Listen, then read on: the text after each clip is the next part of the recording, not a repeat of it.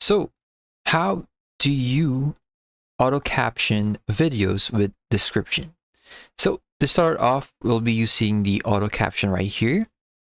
This auto caption website application uses your video and generates a free subtitle right here. So, it auto captions the video. So, to start off, let's head over here, the auto caption.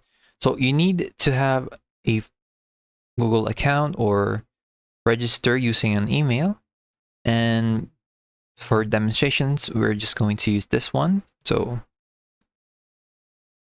let's wait for it to load up. So as you can see, this is a sample video provided by the website. So let's play it. So as you can see, it auto captions it based off here on the timeline. And that's how you basically auto caption the videos with this application.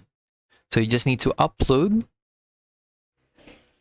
the video file, and it will automatically caption it, and you can adjust it accordingly if it just doesn't fit the actual script that the person is saying. Then you can adjust it, and that's basically how you generate it.